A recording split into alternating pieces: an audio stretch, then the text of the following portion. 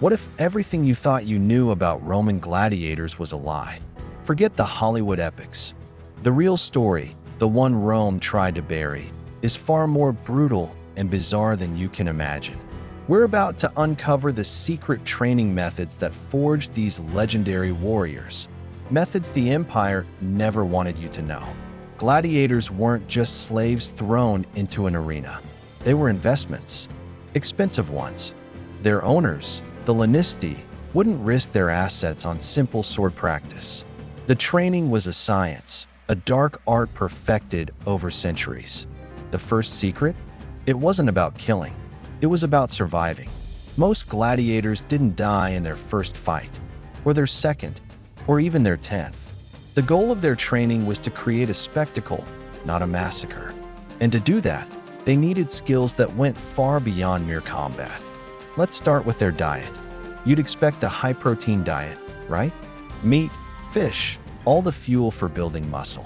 The reality is shocking. They were called hordearii, the barley men. Their diet was almost entirely vegetarian. Barley, beans, and dried fruit. Why? This high-carb diet packed on a thick layer of subcutaneous fat. This wasn't about making them sluggish. It was a form of natural armor. A cut that would slice a lean man to the bone would only create a superficial, bloody wound on a gladiator. It looked spectacular, got the crowd roaring, but often wasn't fatal. It was all part of the show. But diet was just the beginning. The physical conditioning was relentless. They trained every single day, from sunrise to sunset. They would lift heavy stones, run for miles wearing armor, and practice endless drills. But here's where it gets strange. Their core training tool wasn't a real sword. It was the ludus, a heavy wooden sword that was double the weight of the steel gladius they'd use in the arena. Imagine swinging a weapon that's twice as heavy for hours on end. When they finally held a real sword in the Colosseum, it would feel as light as a feather. Speed and stamina were born from this brutal, overweighted training. The training schools, the ludi, were more than just gyms. They were prisons. But within these walls, a complex social structure existed. New recruits, or novitiae, were at the bottom. They endured the harshest treatment, but as they survived and proved their worth, they could rise through the ranks. They weren't just a band of fighters, they were a brotherhood, a familia gladiatoria.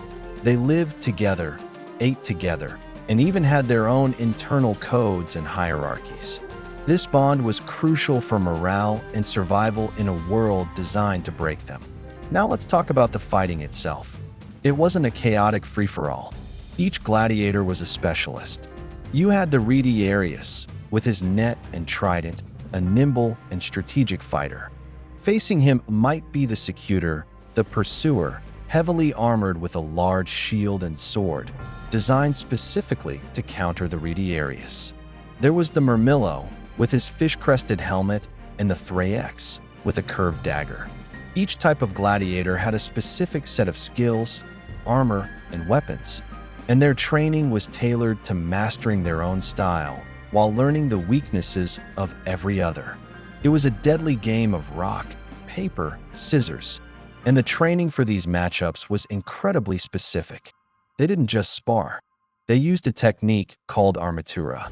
This was full-contact practice with blunted weapons, but it was far from safe. Injuries were common: broken bones, concussions, deep bruises. A doctor, often a specialist in treating gladiator wounds, was a permanent resident at every ludus. They were masters of anatomy, able to patch up fighters and get them back on their feet. Their medical knowledge was, ironically, advanced by the very violence they were there to treat. But physical training was only half the battle. The psychological conditioning was perhaps even more intense. Gladiators were trained to face death with indifference. They were taught to show no fear, no pain. A gladiator who cried out or tried to flee was a disgrace. This stoicism was drilled into them from day one. They practiced holding specific poses, staring down opponents without flinching, and even how to die gracefully if the moment came. The crowd came for a show of courage, and the gladiators were trained to deliver it, right up to their final breath. Here's something Rome definitely didn't advertise. Some gladiators weren't slaves or criminals at all. They were free men, even aristocrats, who volunteered. Why would anyone choose this life? For fame, for glory, for money. Successful gladiators were the superstars of their day. They were celebrities. They had fan clubs. Their images were on pottery and mosaics, and they could earn fortunes that would allow them to retire in luxury. For some, the risk of death was a small price to pay for a chance at immortality. This influx of volunteers changed the dynamic of the ludi, bringing in men who were not just fighting for survival, but for glory. The lanisti also used strange, almost theatrical methods. To prepare gladiators for the roar of the Colosseum, they would have people shout, scream, and bang on drums during training sessions. They needed to desensitize the fighters to the overwhelming noise and chaos of the arena. A distracted gladiator was a dead gladiator.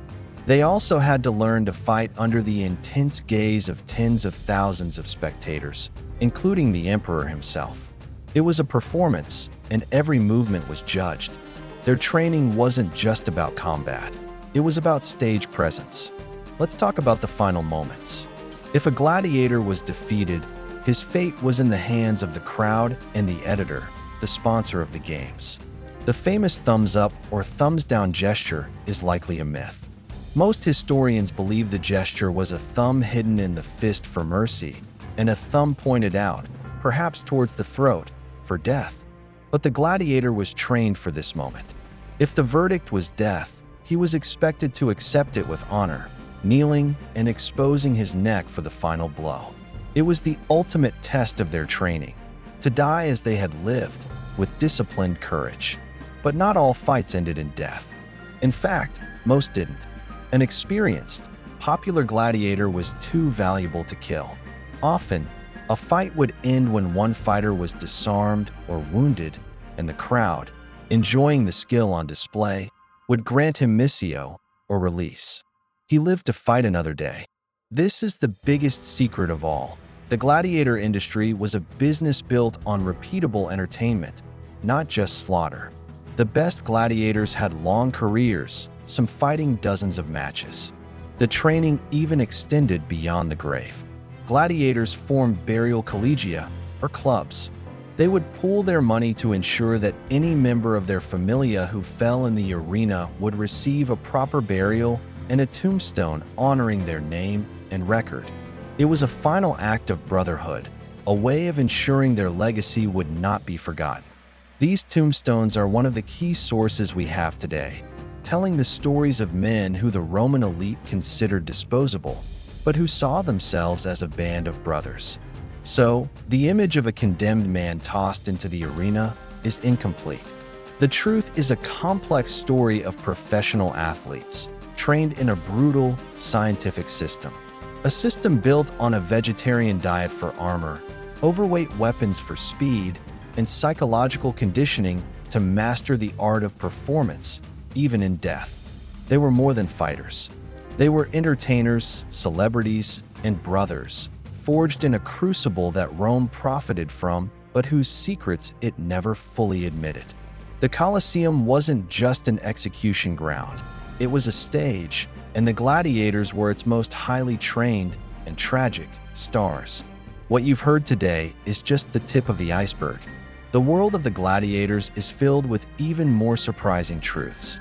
If you found this journey into the past fascinating, let me know in the comments which part shocked you the most. Don't forget to like this video, share it with someone who loves history, and most importantly, subscribe and hit the notification bell so you don't miss our next deep dive into the hidden corners of the ancient world. Thanks for watching.